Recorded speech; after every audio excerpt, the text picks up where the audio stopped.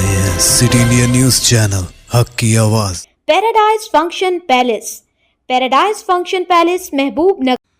Telangana chief minister Revanth Reddy ने कहा कि इंडिया इत्तेहाद की जानिब से जस्टिस सुदर्शन रेड्डी को नायब सदर का उम्मीदवार बनाना खुश आइन और काबिल तहसीन इक़दाम है।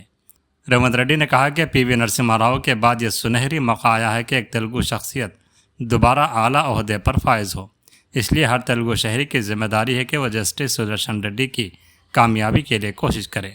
उन्होंने लोकसभा और राज्यसभा में तेलुगु रियासतों से ताल्लुक़ वाले तमाम अरकान पार्लियामेंट से अपील की कि वह सियासत से बालातर होकर मुत्तहद हों। उन्होंने तेलुगु देशम, YSR कांग्रेस, BRS, जनसेना और MIM समेत तमाम जमातों के कायदीन चंद्रबाबू नायडू, KCR, जगन मोहन रेड्डी और पवन कल्याण को मुखातिब करते हुए कहा कि यह वक्त सियासत करने का नहीं बल्कि एक होकर तेलुगु आवाम के वक़ार को बुलंद करने का है। चीफ मिनिस्टर ने कहा कि जस्टिस सुदर्शन रेड्डी किसान ख़ानदान से ताल्लुक़ हैं। वो किसी सियासी जमात के उम्मीदवार नहीं बल्कि आइन के मुहाफ़िज़ के तौर पर सामने आए हैं। इसलिए उन्हें नायब सदर के ओहदे तक पहुंचाना सबकी जिम्मेदारी है।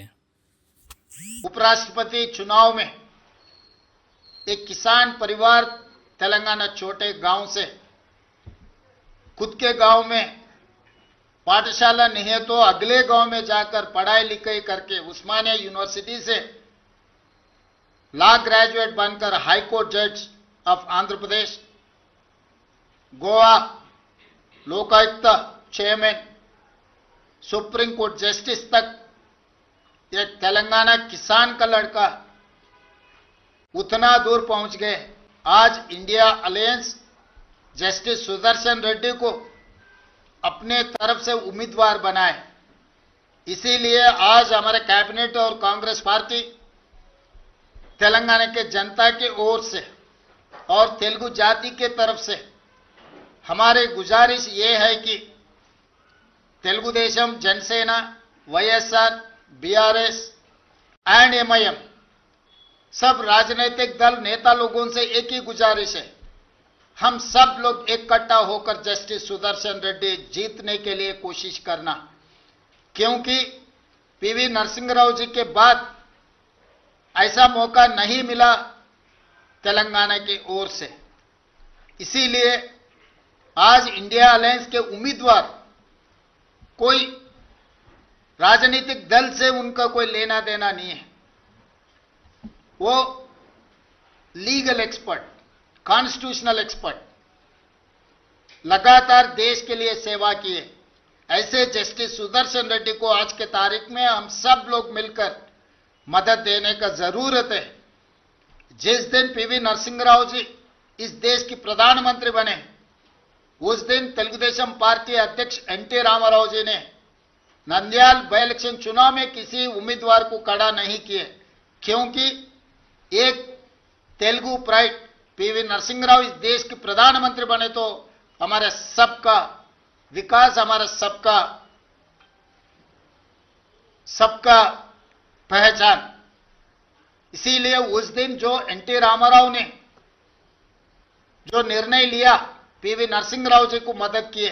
आज भी तेलंगाना की ओर से मेरा एक ही गुजारिश है, justice Sudarshan Reddy non political, non controversial and legal expert, हम सब लोग उनको मदद देना।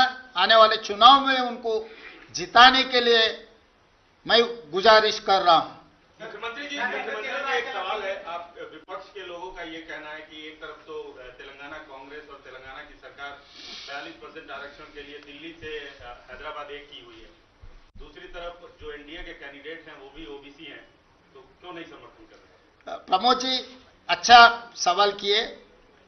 जब कांग्रेस पार्टी तेलंगाना में जाति गणना किए, जाति गणना के independent expert committee chairman is justice Sudarshan Reddy, उनके सुझाव से हम लोग 42% रिजर्वेशन कैबिनेट में पास किए और असेंबली में भी चर्चा किए, पास किए।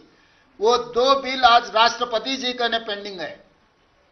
दूसरी तरफ जो NDA संविधान के खिलाफ, संविधान को बदलने के लिए, आरक्षण को हटाने के लिए OBC रिजर्वेशन 42% रोककर ओबीसी को अन्याय करने के लिए जहां पर कोशिश कर रहा है, उनके उम्मीदवार राधाकृष्णन पर justice Sudarshan Reddy independent expert committee chairman for OBC reservation, उनका जाति नहीं है, उनका निर्णय ओबीसी पक्ष में है। इसीलिए आप सब लोगों से, जितने लोग ओबीसी के पक्ष में खड़ा कर रहना चाहता है, सुदर्शन रेड्डी के साथ जोड़ना है, क्योंकि Sudarshan Reddy ji independent experts committee chairman, he has done lot of efforts for OBC reservation to increase up to 42%. He has given all those suggestions, education, employment, political reservation, ये सब चीजों के लिए सुदर्शन रेड्डी ने मदद की। वो official independent experts committee chairman, इसीलिए कांग्रेस पार्टी वो इंडिपेंडेंट एक्सपर्ट कमिटी चेयरमैन आज भी is expert, is legal expert, is constitutional expert. इसीलिए हम लोग उनको उम्मीदवार खड़ा किए, इसीलिए हम सब लोग उनको मदद दे रहा है। राधाकृष्णन जी अगर जीत गए तो ओबीसी को अन्याय हो जाएंगे, 42% रिजर्वेशन सोच भी नहीं सकते। मगर वही सुदर्शन रेड्डी अगर वाइस प्रेसिडेंट बन गए तो हमारे 42% मिलने वाले। इसीलिए सबसे ज्यादा लाभ ओबीसीओं को सुदर्शन रेड्डी जीत में है। इसीलिए प्रमोद जी, आप सब लोग इकट्ठा होकर इस बार हमको मदद देना है।